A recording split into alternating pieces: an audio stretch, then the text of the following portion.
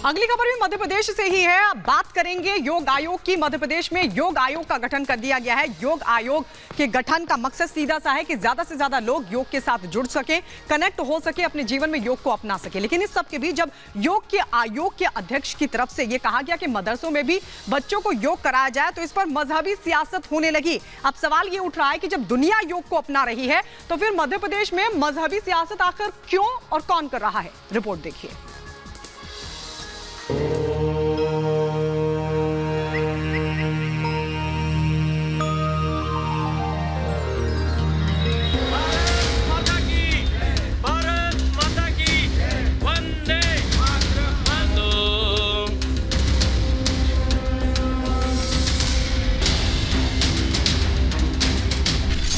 दुनिया में योग, एमपी में सियासत।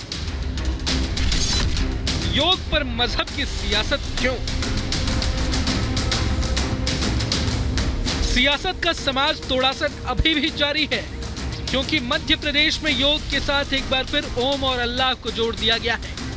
पूरी दुनिया योग को अपना रही है, लेकिन भारत में योगासन का नाम आते ही धर्म का सवाल उठने लगता है। ऐसा ही कुछ अब भारत का दिल कहे जाने वाले मध्य प्रदेश में हुआ है। देश के साथ साथ मध्य प्रदेश में भी योग को बढ़ावा देने के लिए योग आयोग का गठन किया गया, लेकिन आयोग के अध्यक्ष वेद प्रकाश के महज एक बयान से सियासी लड़ाई शुरू हो गई है।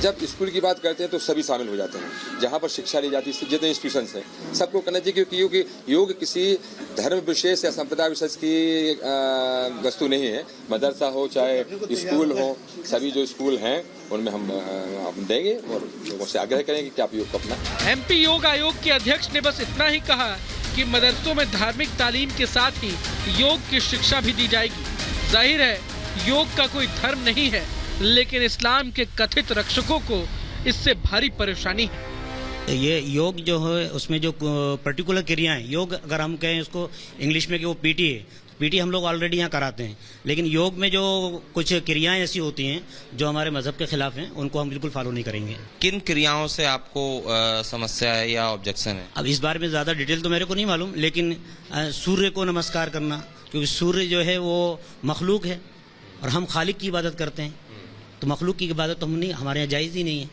इसलिए हम के खिलाफ हैं। आप अपने मजहब के एतबार से करिए, हम अपने मजहब के एतबार से कर रहे हैं। ऑलरेडी हमारे यहाँ पीटी होती है सुबह सुबह।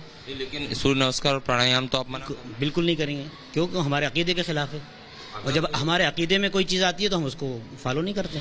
मदरसों में योग कराने के फैसले पर कांग्रेस पार्टी ने भी कहा कि स्वेच्छा से योग कराया जाए, लेकिन किसी पर दबाव न बनाया जाए। वहीं बीजेपी ने योग आयोग के फैसले का स्वागत करते हुए कहा है कि योग हर जगह होना जरूरी है, फिर इसे मदरसे क्यों दूर रहें।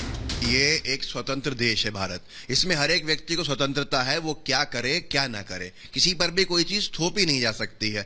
लेकिन योगा को अगर मदरसों के बच्चे के लिए कराया जा रहा है, अनिवार्य भी कराया जा रहा है कसरत के तौर पर, अच्छी बात है, पर अगर मदरसों को आपत्ति होती है इस बात पर, तो उनकी आपत्ति को दूर करने का काम भी आयोग का है, सरकार का है। नहीं, वो विद्यालय हों, मदरसे हों, महाविद्यालय हों, यूनिवर्सिटी हों, आने वाली पीढ़ियों को जोड़ने का काम हमें करना चाहिए, क्योंकि योग का अर्थ है जोड़ना, समाज को समाज से जोड़ना, स्वास्थ्य को शरीर से जोड़ना, बुद्धि को आत्मा से जोड़ना। इसके लिए अगर योग में वो प्रतिभा है, योग के अंदर वो हो सकता है, तो निश्चित तौर पर सबको ही करना चाहिए।